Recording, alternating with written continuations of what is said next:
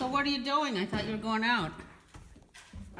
I first have to make biscottis What are you making biscottis for? because I've had several requests for them. So I'm making some biscottis that I'm gonna drop some off at people's doors. Meg and Lester and some for Pat. So what's, you just stirring flour? The flour and the sugar. Ah, And then I use butter. Never use Crisco. It's bad for you. Butter is everything. And you're supposed to soften it. But you know me, peasant food. I just friggin' use the microwave to make it soft. what's that? 6 eggs. Okay. And I need the baking powder. Can you find me the frickin' baking powder? I can never find the baking powder. I can never find anything in that cabinet, even though I just cleaned the whole thing out. I don't see baking powder. I see We baking have soda. baking powder. I know we have baking powder. Oh my God. Is there any in the fridge? Oh, here it is. I got the baking powder. Hmm. And this is double acting baking powder, so you put in less. I learned that because if you put too much,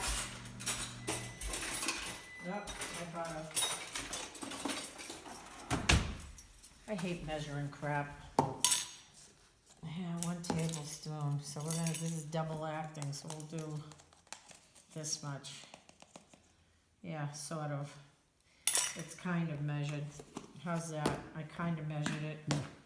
That's a I'm lot just of trying measuring to do for this you. fast because I got so much to do, but, oh, I need nuts. You wanna get me the nuts? You want me to get the nuts? All right, so, this, flour, sugar, eggs. I got everything. Walnuts? Yeah, walnuts are good. And, there's not an open one in there? Yeah, that top bag is open. Give me that. Looks like I'll be making a lot of biscuits because I got a lot of nuts here, including you. You're one of the nuts. All right, so how much nuts? You know, it's one of those things. It's like you Your put in- standard measure is some. Right.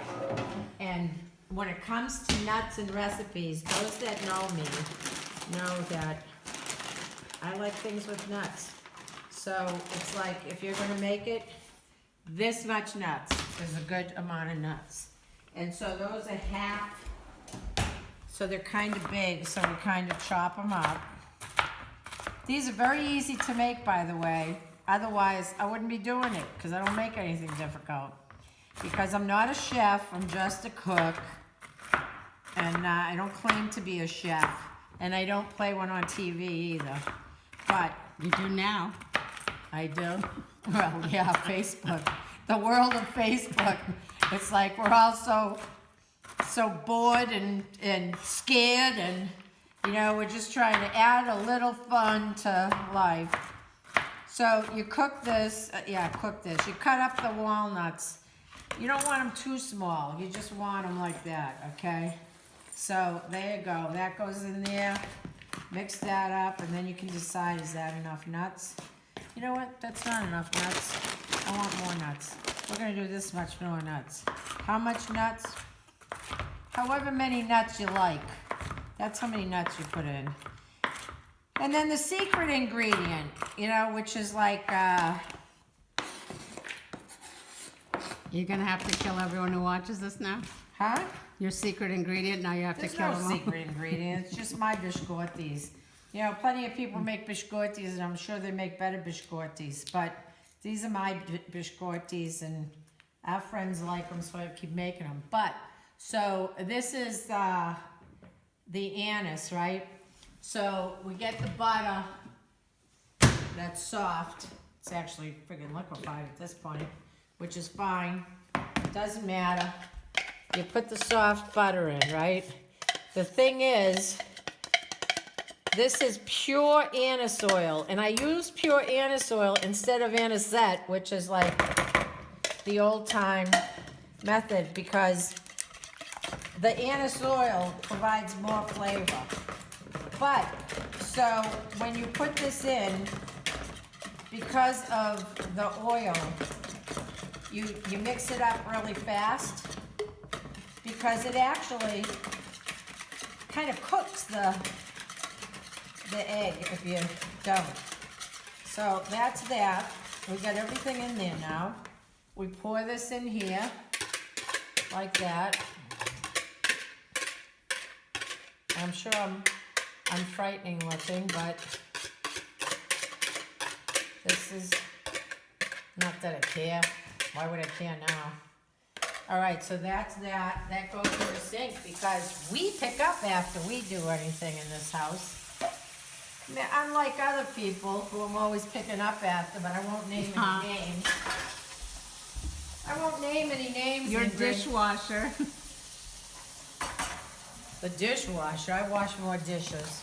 All right, so then you mix this all up because you got everything in there. Your flour, your sugar, your nuts, your baking powder, your anisette, and your butter, because we don't use margarine.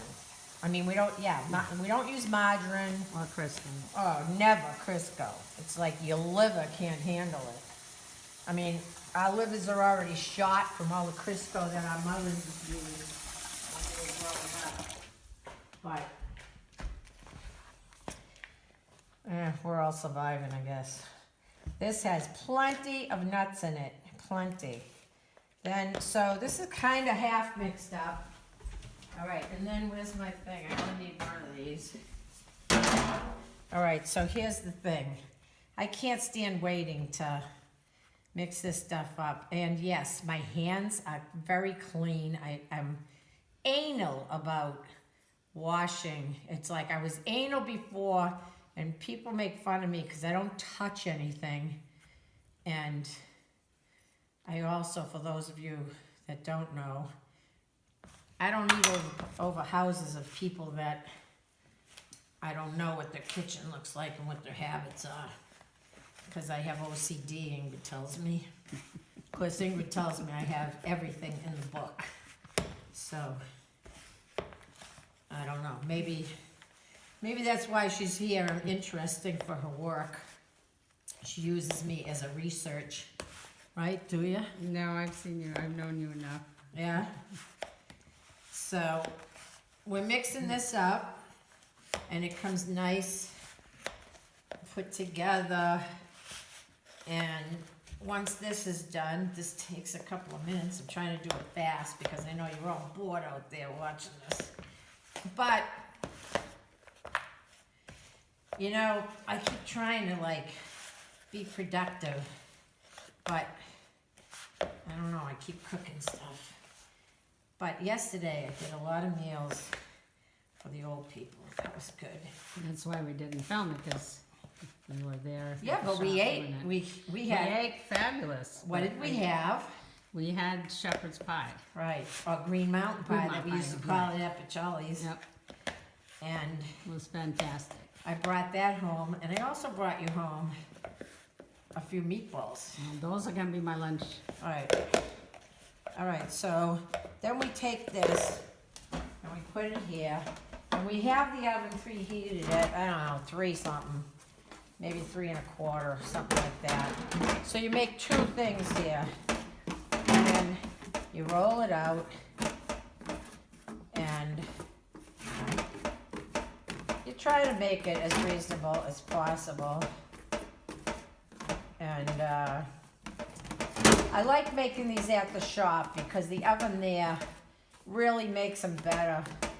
My oven at home, even though it's like a residential, commercial oven, does not do as well. I guess I have to recalibrate it. And, you know, it's got, you know, your oven, you know, one corner of your oven's hotter than the other corner. But, you know, again, I'm not a chef. Most chefs take all this stuff into account.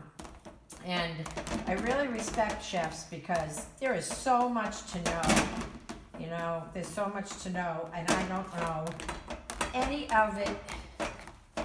All I know is what I do. And there you have it. There's the raw biscottis, and they are going to go into the oven, over and out. These have been in the oven for about 20 minutes. And this is what they look like. But are they done, Ingrid?